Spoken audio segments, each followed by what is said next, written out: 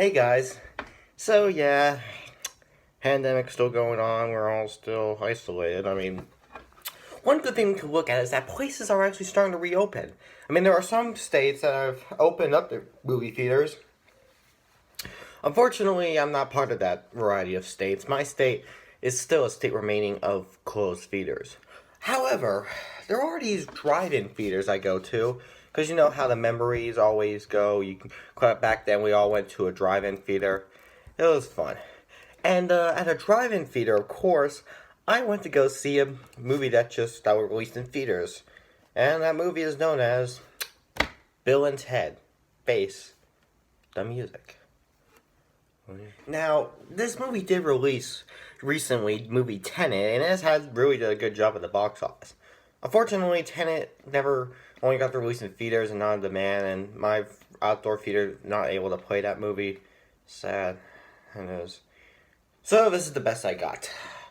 We're gonna look at this movie. We're gonna have to do a little history first. Let's first look at the first Bill and Ted movie that came out. Bill and Ted's Excellent Adventure from 1989.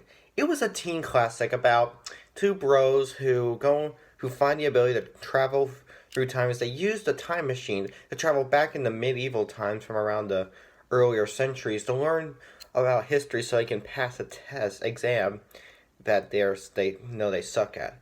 And in the process, they are able to learn a lot of stuff. Unfortunately, that does lead to them coming home with a bunch of historic elements along with them that just start to run mayhem across the 20th century. And then at the end, they all seem to work together, and Bill and finally are able to pass their test.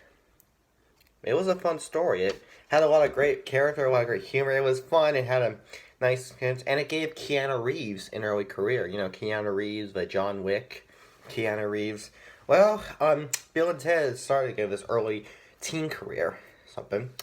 And then in 1991, they made a sequel, Bill and Ted's Bogus Journey. It wasn't as good as the first Bill and Ted, but it certainly wasn't really that bad.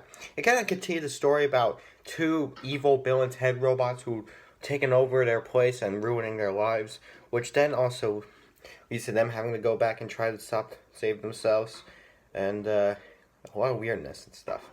It's a good movie, I'll admit. It's just I don't really know if that's something I would think is better than the first Bill and Ted movie, but it still did had a good idea, and it gave some characteristic too, like making Death a funny guy, because Bill and Ted go to hell at one point, literally, and meet Death, who is pretty dumb apparently. I don't know. So yeah, those two films worked. And seems we didn't get a third film, as fans were wondering why. Well, they had no reason. Until today, where Bill and Ted finally has their third film release. And thank to the Lord, it's not a remake. And thank to the Lord, it's not a sequel that doesn't have any of the original cast members returning. It's actually a sequel that has the cast members returning and has the continuing story. And I like how they're actually doing that. They're actually bringing back the classic elements that the original Bill and Ted have. It's perfect, okay? I don't know why it exists, but I guess they just wanted to bring back memories, give Alex Winter and Keanu Reeves their roles back. And it's great seeing them return, and it's great seeing them still work out the roles, the voices, because back in the day, it was understandable they had the voices because of their age, but nowadays they're two have started their own career. I didn't think they would actually still do a good job with their voice. I thought they would just have the basic adulthood voice. But no, they actually can talk right. How do they talk, you may ask? Well, you know how Napoleon Dynamite talks? That's kind of what he is. You talk a little bit like this, you know? Like, excellent, dude! That's kind of like how they talk. It's funny and stuff. It's a lot of, like, party on, dudes! I'm trying my hardest, okay? Cut me some slack, please. Now, how many other stars have returned besides Bill and Ted? Well, not much. They did get William Sadler to return as the Grim Reaper, which is nice. Had a good role, as well as giving some other choice. Think about what about George Carlin, who was the guy who owned the machine. Well, there's a reason why he didn't appear in this movie. It's a pretty decent reason. It explains perfectly why he's dead. Yeah, George Carlin is dead. He died in 2008. Sad because he couldn't appear in this movie. So yeah. Oh well, you can't just bring him back from the dead just so we can appear in this one movie. That's not how life works. Despite the fact that he's dead. It's still nice to see some of the cast members return for the roles, and yeah, it leads to some pretty great stuff. But what other stars returned in this movie? What stars are new in this movie? Well, Bill and Ted do have their own wives and kids, which is pretty interesting. There's some Summer Weaving in the movie. Forget Lindy Payne, Jayma Mays, Jillian Bell, and remember the voice of the girl from Bob's Burgers. You know, the bunny girl. Forgot her name. Well, the girl who voices her was all voicing Mabel from Gravity Falls. She's in this movie. Christian Scow. A lot of girls appear in this movie, as well as some interesting appearances. Man, this movie does a good job keeping with all these stars, and it gives them a good role. Like Bill and Ted has their own daughter who acts kind of like them, literally. Like Ted's daughter literally has that same hairdo style than Ted has. It's pretty funny. So yeah, it's nice to see some of the cast members return, as well as bring in some new ones to the set as well. Interesting. Most interesting. So the cast is back. What about the effects of the movie? Because the whole movie is like a time travel film. How do those hold up? Well, you see, the original effects from the original Bill and Ted movie weren't honestly most excellent. They were kind of plain, would honestly look stupid today. But it was the 80s, okay? I respect what it had. Respect the 80s. And the 90s was kind of the same as well.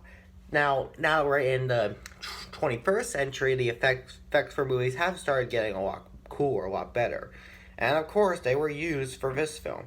You know, it honestly would have been really nice to see them use old effects from the original film. That would have been a pretty fun thing to do, bring back memories. I guess that probably just wouldn't sell very well, like most movies do. I mean, I don't know, something like that. But it's okay. I respect it. Okay, it's used a lot. It's used a lot. It's always bright color. That's the thing I seem to be upset about most of these newer films. They always get brighter and brighter. I feel like in 2050, the movie we're gonna see is all white, like all whitish. Like let's say, for example, the movie you're gonna watch in the year 2050 is gonna look like this.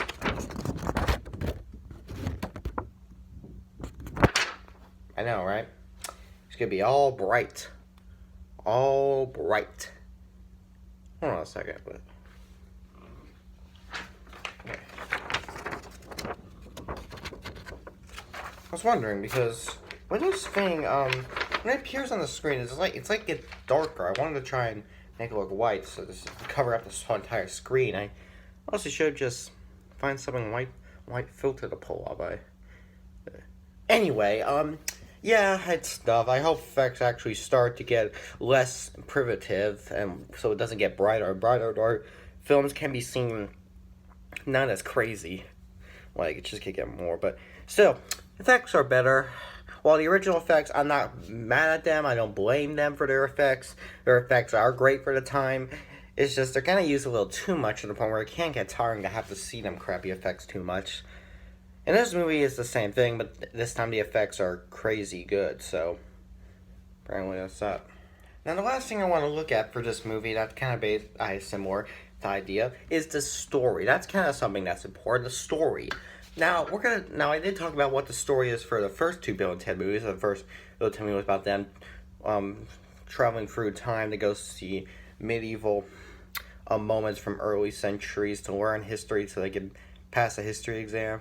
And the second film, the story was they died and went to hell and had to handle with the Grim Reaper, as well as handle seeing evil Bill and Ted robots. Basic enough.